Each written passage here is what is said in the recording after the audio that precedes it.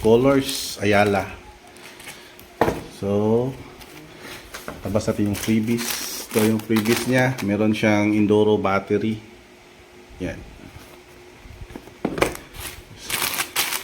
Meron siyang GoPro na t-shirt. Ito po yung freebies niya. Tapos, ito yung mismo yung item. So, open natin. Hirap, isa lang kamay.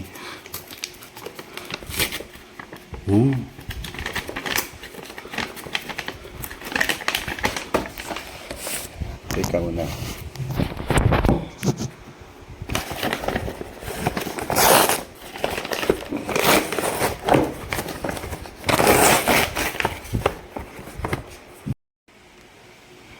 Ito na yung manual. Oh.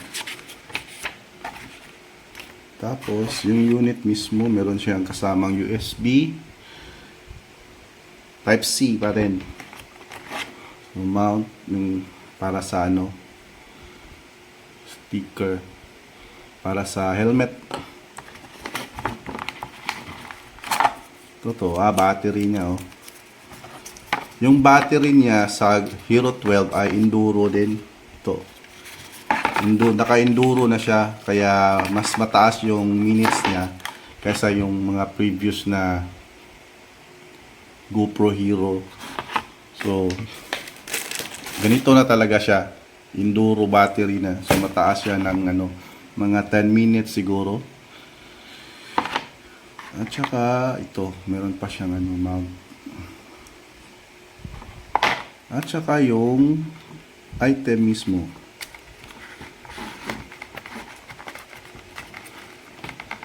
Hirap tanggalin. Ito muna ha.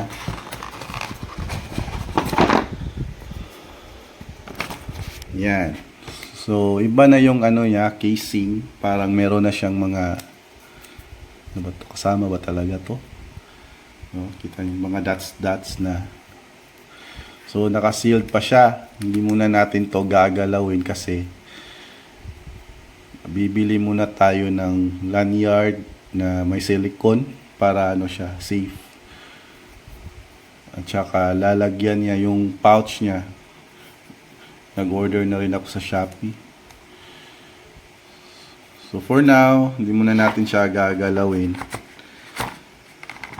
Pero siya ha, Hero 12 talaga siya. GoPro Hero 12. Maganda yung lalagyan niyo, safe na safe. Enduro battery niya. Sana mas na-solve nila yung yung problema sa battery nila, yung magbo-bloat. No? Madali kasing tumaba yung battery nila. Sana ito ay na-solve na nila yung problema nila dati. Hopefully.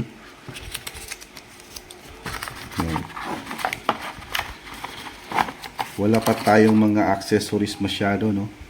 Ito, pwede ito sa cellphone. Meron na kasi ako nito eh.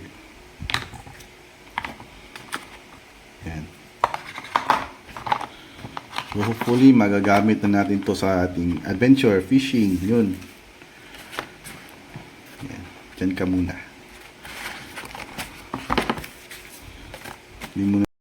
A few moments later.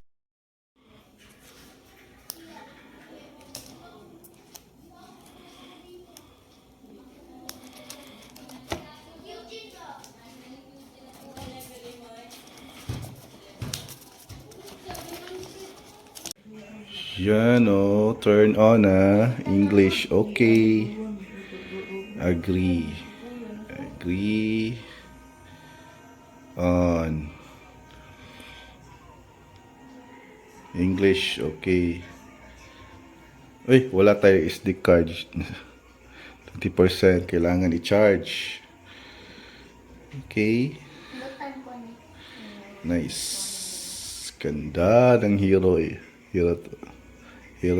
So, lalagyan na natin siya ng ito, nilagyan ko na nito. Okay. Tapos, ito naman sa likod. Sa front pala niya. Lalagyan natin siya.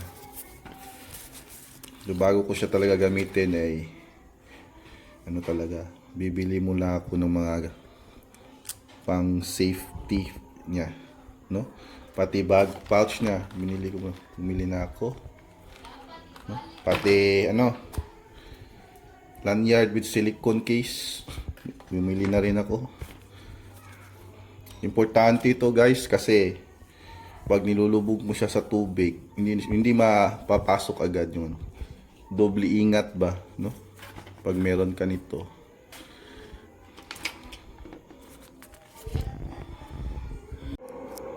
So nalagyan ko na. Ito naman, no? Dito naman yung isa. Okay. Nako. Hiwi. Hiwi na si Piat. Paano ba to? Ayan. Hindi lang perfect pero may bubbles pa. Pero pwede na yan. Ang importante ay yung front. Yung front. Importante yung front. Walang bubbles. Ayan. Ayan. Maganda na. At saka ito sa camera. Walang dumi. Walang hairlines. Yan. Center din siya. Ayos!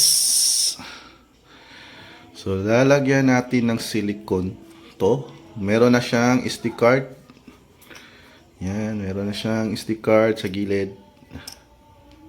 Yan. Hindi lang klaro, no? Yan. Yan sa gilid. Meron na ring battery. Lalagyan natin siya nito. So,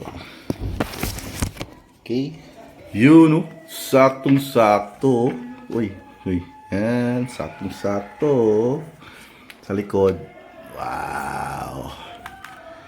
Yes. Tapos, meron siyang cover. Yun, no? Safe. Na safe yung camera. Yes. Pwede mo siya ganyan. Oh. Safe yan.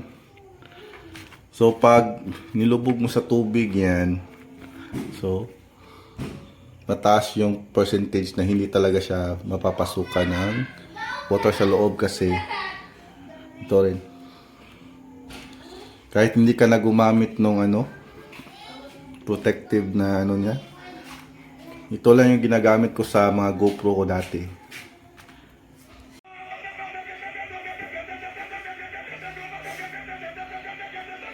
Yan, turn on English.